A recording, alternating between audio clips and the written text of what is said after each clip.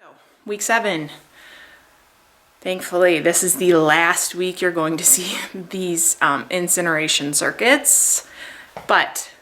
So week 5, the incineration circuit was fixed reps. He gave you the time you're supposed to do the cardio move. He gave you the number of reps. He gave you the number of rounds. Week 6 was open reps plus 30%. So he gave you the total time you were supposed to do your cardio move and the total number of reps. He left it up to you how many rounds it was going to take, how you were going to break it up. Now we're into week 7, and it's as many reps as possible. So again, he set it up for you how long to do the cardio move and how many reps of each exercise to do. And then he gives you a time limit, and you are supposed to do as many rounds as possible in that time limit. So that's this week. Next week is challenge week. Ready to be done with these exercises in the incineration circuit. So.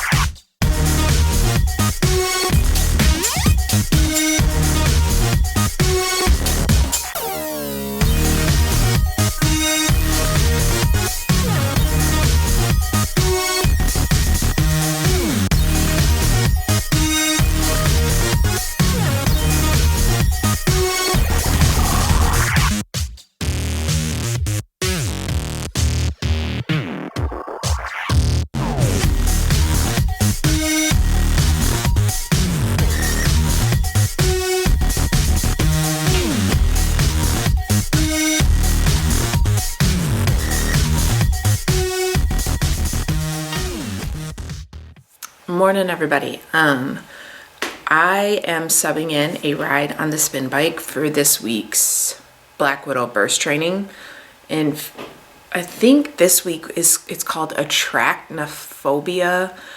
Basically, you're supposed to find a running track in the 4 laps that she has you do. Each lap there's different directions, so between doing push-ups and sprinting straightaways, walking bends, or I know in one of them, like, you're doing walking lunges. I don't know if it's on the straightaway or the bend, but the running track, just, I wasn't even going to attempt to figure that one out. So I'm subbing in a ride on the spin bike for this week. First thing, I bought old school iron, and I'm really pumped about it. In fact, a lot of people's disappointments or complaints about it sparked my interest and actually kind of made me feel like it was my next program. So he has it locked where you can't skip ahead to months 2, 3, or 4. You can only see month 1. So that's all I've very briefly looked at. But some basic ideas are an overview of Old School Iron.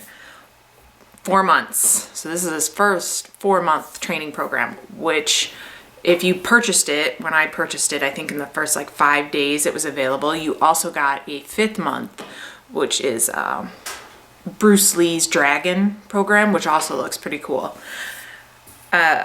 Month 1 is an entire phase on its own, and it's called the Golden 6. The whole focus is on building your strength, and I was like, that's exactly where I need to go next. I'm really wanting to just focus on building up my strength. And one thing he notes, and this is something else I love, it doesn't end in a challenge. It actually ends in, it's called graduation day, where you make the decision, are you ready to move on to month 2? Have you stopped seeing strength gains, or are you continuing to see strength gains? Do you want to go and repeat month 1 to, continue upping that strength?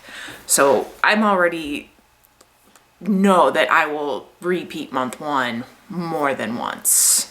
So now that 4-month program has turned into a 6-month program, which is, pretty cool. I mean, getting your money's worth. Another thing that has me really excited is month 1, remember, this is just month 1, is very similar format to Beast. There's no burst training, no conditioning, which for me is fine because you can work your own in, especially if you already own other programs. Or for instance, like me, I like to get outside and run or use my spin bike, so I don't really need the conditioning built into the program. But back on to how it's similar to Beast in month 1. You have 3 total body workout days. Then the 2, the in between those workout days, are corrective exercise days with, instead of Beast where you had a little conditioning, abs are worked in on those corrective days. Primo, because I'm horrible. I rarely do abs unless they are built into my program. So I was really psyched about that. Looking through the workouts, like Beast, the corrective exercises stay the same through the first month. So for instance, Tuesdays will always be the same 3 corrective exercises. Thursdays will always be the same 3 corrective exercises. But the ab exercises do change. So I'm very pumped about this new program. In fact, going back to what people's complaints were about, a lot of people complained about volume. The first month is a lot of 3 sets of 5 reps or 5 sets of 5 reps where you're going 75 to 80% of your 1 rep max, building strength. So a lot of people felt like that was just not enough volume for where they're at in their training. I felt entirely opposite. Like, less is more in my opinion. And I think at this point in time, that's about where I'm at in my thoughts on Old School Iron. It will be my next program.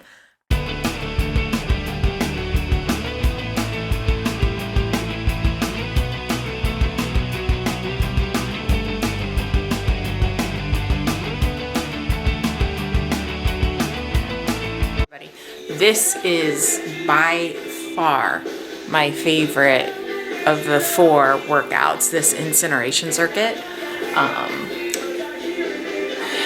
Just one of the cardio sessions, I'm gonna switch it up just to change it up a bit. I'm gonna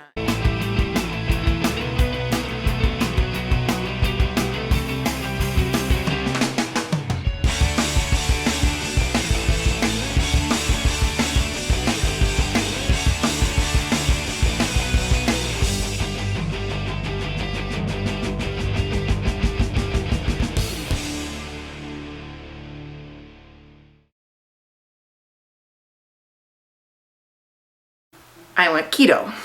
I have done keto in the past, not last winter, but the previous winter. So it's been a couple of years since I went full solid keto for an extended period of time.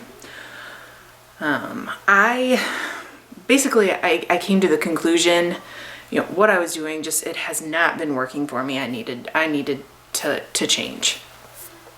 So I actually started looking into some information, considering this before Thanksgiving. I found Thomas DeLauer has an amazing YouTube channel filled with so much information. He even breaks down like meal plans for you, gives you your just check him out. It's an amazing amount of free information to you. So I have actually, now I said in the past I had no intentions of counting things, writing things down, none of that. Well, obviously, like I said, things hasn't really been working, so I need to change something up. I'm not counting macros, I'm not measuring stuff, but I've been kind of taking notes based on his channel, and then taking kind of my own notes of, okay, this is working for me, this isn't working, what am I going to change up? Today is day 5 on keto. My numbers looked amazing this morning. I'll actually show you. I think my blood glucose was at 90 and my ketones were at 1.5. So I'm right in that optimal ketosis range. I took some notes because I've got a lot of thoughts going through my head. First, day 1 was the day after Thanksgiving. I enjoyed Thanksgiving immensely, and I had my sweets and desserts and 2 plates at dinner time. The usual Thanksgiving inflation and just feeling so distended, but I didn't care. It was Thanksgiving and I enjoyed the time with my family, my immediate family. We kept it very small. But what I had noticed, obviously I'm very honest with you guys. You knew my sugar issues were coming up. Binges were becoming an issue, including my margaritas. Those started becoming an issue too. But I was noticing constant hunger. The majority of my diet was becoming carbohydrates, and I was riding that glucose roller coaster, which just makes you feel, when I say makes you, I'm sorry, I'm referring to myself. I want to put this out there. I am by no means giving anybody advice or telling you what you should do. I'm simply sharing my story of what I'm doing and what I find has worked for me. But I find when my diet becomes very big on carbohydrates, my cravings increase, my energy levels are just up and down because of, your blood sugar spiking, then dropping, spiking, then dropping. And it was like I had a couple of mornings with pretty, not diabetic by any means, but high glucose readings. I was like, okay, it's time I got this under control. So I actually made the decision before Thanksgiving that something needed to change. I started doing some research, started looking into things, started thinking in my past what has worked for me. I decided it was time, and then I found Thomas DeLauer's page to go back to keto. I felt great on keto. Not to say my first time around I wasn't making mistakes. In fact, watching and researching more, I was like, man, I was making quite a few mistakes. So, like anything, just trying to do it better every time, learn more. And I've already learned a lot just watching Thomas's page or his channel. Made adaptations based on him. In fact, this has been my smoothest transition into ketosis I've ever had in comparison in the past. It also, in regards to Max Shred, kind of really worked out timing wise. Week 7, like I told you, I'm getting a little burnout on the same incineration circuits. I ended up skipping the Black Widow burst training session because it was one you had to be outside on a running track.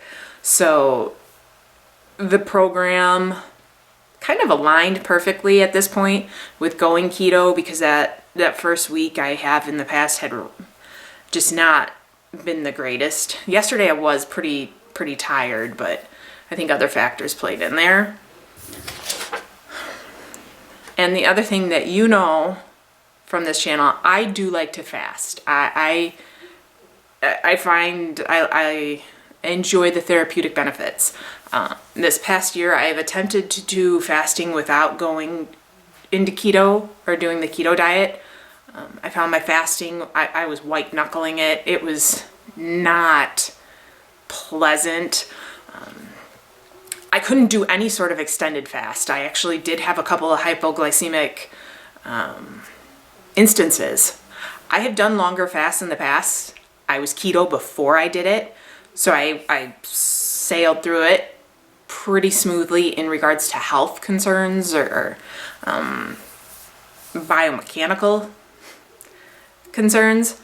Trying to push a longer fast and having not been in ketosis first, I've experienced extreme hypoglycemia where I go pale white, I start getting clammy, sweaty, I cannot get out of bed, I'm so sick. And that's just because there's an actual term for it, but what happens is my blood sugar goes really low, but because I have not been in ketosis or practicing the keto diet, my ketones haven't like built up in my system yet, and there's just that horrible crash. So I'm also very much looking forward to practicing a little more fasting after a little while, once I'm in keto for a while. The other thing I did find, I'm keeping, and this actually comes from OA. OA expects one of the steps is you have to have a food plan. So I have found a pretty steady plan that I am following daily. I'm the type of person where I can complicate the simplest of things if you give me enough time to overthink it. So in that writing stuff down where I said I'm not counting macros, but I do measure my ketones in the beginning. I do measure my blood glucose, see what's working. I've kind of found that sweet spot, and I plan on just kind of keeping it there for a little while to simplify this as much as I possibly can. I did make that promise to myself. Like I told you, I was getting stressed. We're back in shutdown mode. Kids are home a lot. I don't want to eat my way through the rest of this pandemic. I would like to utilize all this time that I have at home to the best of my advantage. So, sometimes you just gotta reflect on things, and when they're not working, make a change. So that's what I did. So it will be interesting. It will be interesting because I started keto right at the halfway point of this program. So unfortunately, I didn't take measurements. I did hop on the scale at the beginning of November when things were getting real.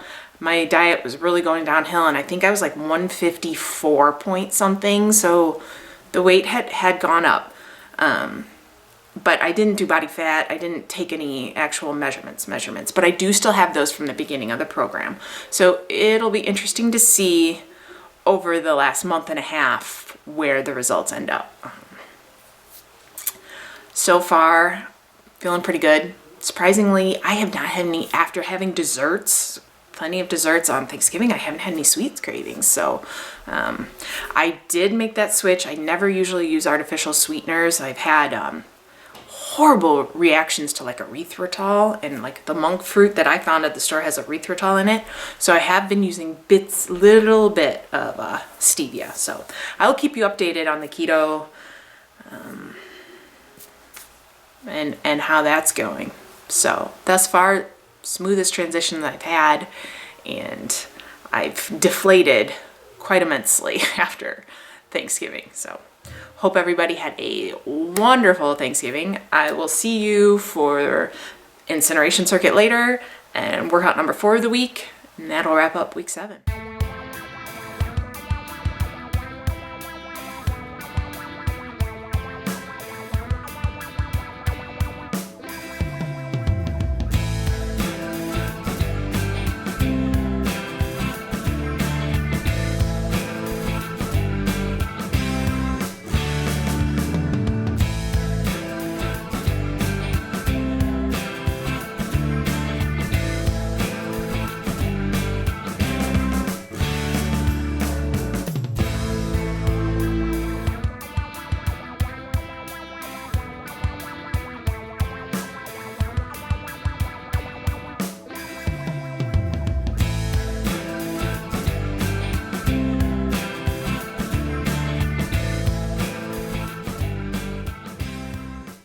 That's a wrap on week 7.